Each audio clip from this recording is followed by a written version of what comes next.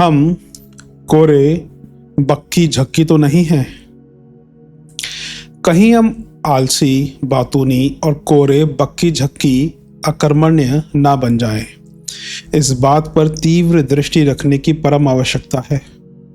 चंचलता, व्यग्रता एवं बकवासीपन हमारे मार्ग को अवरुद्ध कर सकते हैं और इस कर्म भूमि में हमें पग पग पर ठुकरा सकते हैं।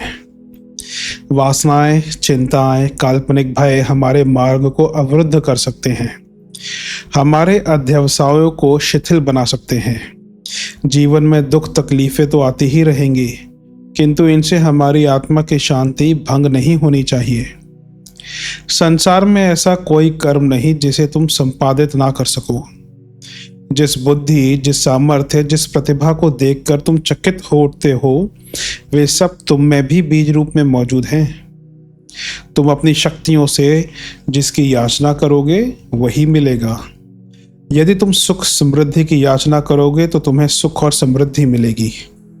यदि तुम मुक्ति की आकांक्षा करोगे तो मुक्ति अवश्य प्राप्त होगी। संसार तो कल्प वृक्ष है, उससे तुम जो चाहोगे वही प्रदान करेगा।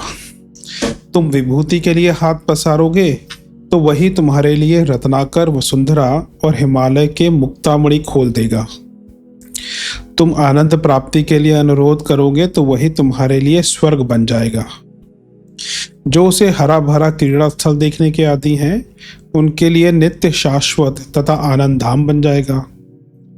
केवल एकाग्रचित होकर उत्तम विचारों को कार्य रूप में प्रकट करना सीख लो। यही तुम्हारी सर्वोत्कृष्ट कृति है। इसे इष्ट कार्य में लगाने से अभूतपूर्व सफलता प्राप्त होती है। विचार तथा कर्म के उचित सामंजस्य द्वारा ही मनुष्य को परम ध्येय की प्राप्ति होती है। एक कवि का कथन है, कर्म करो, कर्म में लग जाओ, अपने इस वर्तमान काल में कर्म में प्रवृत्त हो जाओ। अपनी क्रियाओं में भावनाओं का समावेश करो। ईश्वर तुम्हारा सहायक है। जो कर्म साधन में प्रवृत्त होगा वह कार्य सिद्धि के लिए आकाश और पाताल एक कर डालेगा, सिंधु मथ डालेगा, आसमान के सितारे तोड़ लाएगा और किंचित भी डावाडोल ना होगा। आप आज से ही संकल्प कीजिए कि मैं थोथी विचारधारा में पड़ा नहीं रहूंगा। मुझे पूर्ण अनुभव हो गया है कि जो विचारों को क्रियात्मक स्वरूप देता है, क्रिया करता है, आलस्य में व्यर्थ नहीं बैठता, उसी को फल प्राप्त होता है। उत्तम कार्य, उचित उद्योग और निरंतर साधना युक्त हो क्रियात्मक विचार ही उत्तम जीवन का निर्माण करते हैं। वे कर्म ही मनुष्य को ऊपर उठाते हैं। मैं अब सिर्फ सोचता ही सोचता नहीं वरन कार्य भी करता हूँ। करिष्ये वचनम तव। मैं अपने सबल विचारों को कर्म में प्रकट करता हूँ। कर्म की भावना पर मन की समस्त वृत्तियाँ केंद्रित करने से तुम में कार्य शक्ति अवश्य जागृत होगी। तुम्हारे विचार बलवान बनेंगे। वे कर्म में प्रकट होकर जगत को चकित कर देंगे। अब तुम्हें यह जानना है कि नवजीवन निर्माण के लिए किन विचारों की आवश्यकता है। जीवन निर्माण के लिए किन विचारों की आवश्यकता है, आइए अब समझते हैं इसे।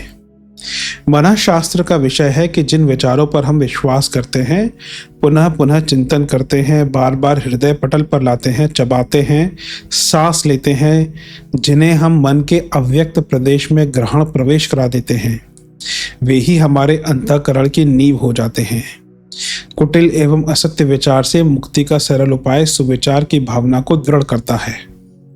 दुर्विचार से लड़ झगड़ कर हम उसे नहीं निकाल सकते। शांतिदायक सुविचार की गंगा प्रवाहित रहने पर ही हम मानसिक दुर्बलता से मुक्त हो सकते हैं। प्रत्येक विचार अंतःकरण में एक मानसिक मार्ग का निर्माण करता है। हमारी समस्त आदतें ऐसे ही मानसिक मार्ग हैं जो बार बार एक ही प्रकार के चिंतन मनन से विनिर्मित हुए हैं। बार बार ये विचार प्रबलता से अंतःस्थल पर लाए गए और वे स्वभाव का एक विशिष्ट अंग बन गए। तुम मन प्रदेश में उत्तम रचनात्मक विचार ही प्रवेश करने दो। पवित्र विचारों का ही स्वागत करो। उत्कृष्ट विचारों को ही मस्तिष्क पर अंकित करो। उन्हीं में आत्मा को स्नान कराओ।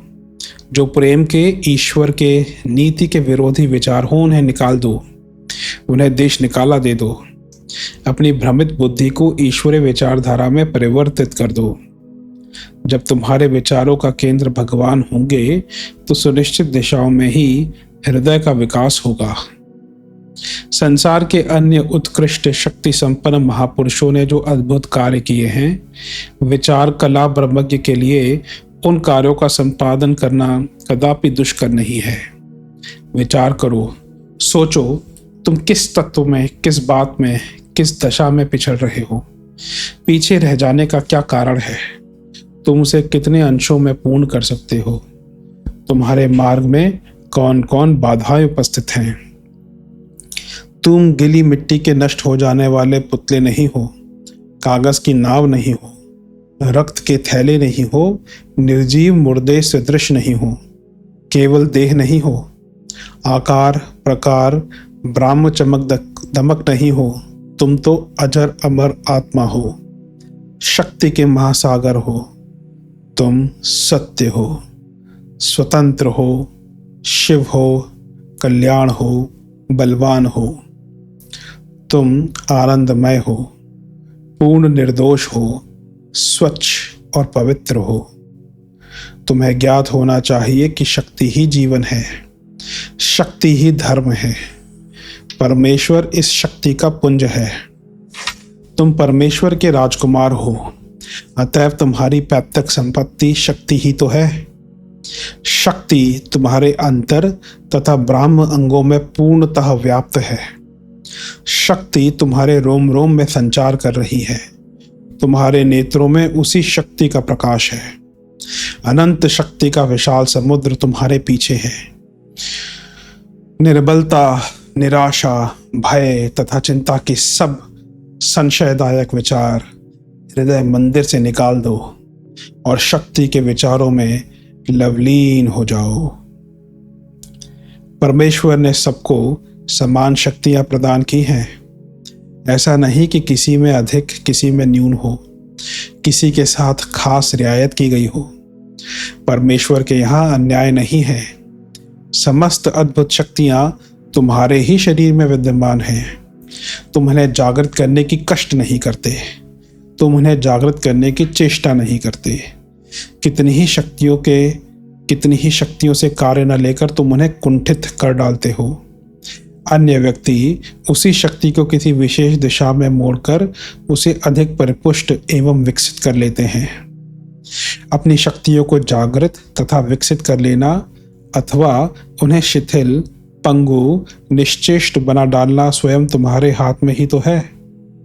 स्मरण रखिए, संसार की प्रत्येक उत्तम वस्तु पर तुम्हारा जन्म सिद्ध अधिकार है। यदि तुम अपने मन के गुप्त महान सामर्थ्य को जागृत कर लो और लक्ष्य की ओर प्रयत्न करना, उद्योग और उत्साहपूर्वक अग्रसर होना सीख लो तो जैसा चाहो आत्मनिर्माण कर सकते हो। मनुष्य जिस वस्तु की आकांक्षा करता है, उसके मन में जिन महत्वाकांक्षाओं का उदय होता है और जो आशापूर्ण तरंगे उदित होती हैं, वे अवश्य पूर्ण हो सकती हैं यदि वह दृढ़ निश्चय द्वारा अपनी प्रतिभा को जागृत कर ले। अतएव प्रतिज्ञा कर लीजिए कि आप चाहे जो कुछ हो, चाहे जिस स्थिति में व वातावरण में हो, आप एक कार्य अवश्य करेंगे। वह यह कि अपनी शक्तियों को ऊंचा बनाएंगे। प्रत्येक दिन अपनी योग्यता, अपनी शक्ति, अपनी विलक्षणता में अभिवृद्धि करते रहेंगे। आत्मा में जो ईश्वरीय तत्व हैं, उन पर से अविद्या का आवरण उठाते रहेंगे और इस प्रकार अपने यथार्थ रूप से परिचित हो जाएंगे। नया कदम उठाओ। अज्ञानांधकार दूर कर अंतर जगत में हितैषिता की सृष्टि कर लेना ही आत्म प्रतीति के मार्ग में नया कदम उठाना है। आप अपने अंतःकरण की स्थायी वृत्ति को बदल दीजिए। अभी तक आपने संकीर्णता, मोह या सीमांत धन जोड़ने की जिन संकुचित भावनाओं में अपना जीवन व्यतीत किया है, उनके स्थान पर सत्य की, प्रेम की, न्याय की, समृद्धि की नव भावनाओं को सुदृढ़ कीजिए। नए विचार, शुभ्र भावनाएं, नवीन दृष्टिकोण हमें कहाँ प्राप्त हो सकेंगे? इसके लिए सर्वप्रथम अपने मन को टटोलो, आत्म परीक्षा करो, गंभीरता पूर्वक विचार करो और चिंतन करो। हमारी हार्दिक अभिलाषाएं हमारे उत्पादक अंतर्बल को उत्तेजित करती हैं। वे हमारी शक्तियों को परिपुष्ट करती हैं। अपनी महत्वाकांक्षाओं को स्पंदन देने से वे स्वयं ही हमें प्रशस्त मार्ग दिखा देती हैं।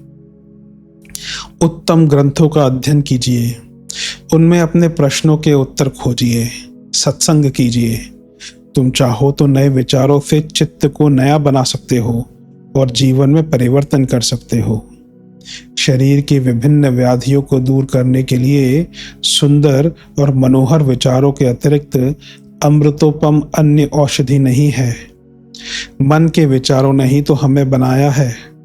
जो कुछ हम हैं अपने विचारों के ही फल हैं। जिस प्रकार प्रकाश तथा शुद्ध वायु के आदान प्रदान से ग्रह निवास योग्य बनता है, उसी भांति सात्विक विचारों के मुक्त प्रवाह से मन की मत्सरता, द्वेष, निराशा इत्यादि कल्मश दूर होते हैं तथा मुखाकृति सुंदर और आनंदप्रद शांत बनती है। अपने हृदय मंदिर से भय के विनाशकारी विचारों का मूलोच्छेद कर दो। ज्ञान विकास के लिए प्रत्येक परिस्थिति में अपने हित की पवित्र भावना को ही स्थान दो। अपने शरीर को, आत्मा को, मन को उन्हीं विचारों में परिपुष्ट होने दो। उनमें दिव्यता लाते रहो। अनंत उत्साह और तेज की वर्षा करते रहो। यही विचार करने की सर्वशिरोमणि कला है।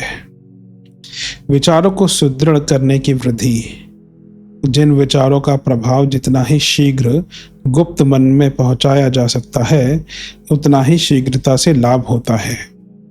विचारों की नींव गहरी रखते समय मन की अवस्था बिल्कुल शांत तथा अचल रहनी चाहिए। निश्चेष्ट एवं निर्विकार रहने से, एकाग्र होने से विचारों का प्रवाह सीधा गुप्त मन में प्रवेश कर जाता है। बारंबार वैसा ही प्रभाव फेंकने से ये विचार अधिकाधिक दृढ़ बनते हैं। शुभ विचारों को पूरे विश्वास से धीरे धीरे दोहराना चाहिए। सपाटे से उच्चारण कर देने से कुछ लाभ नहीं होता। इन विचारों को रात्रि में शयन से पूर्व या प्रातःकाल शांत चित्त हो धीरे धीरे दोहराना चाहिए। चिंतन के लिए हित प्रेरित संकल्प।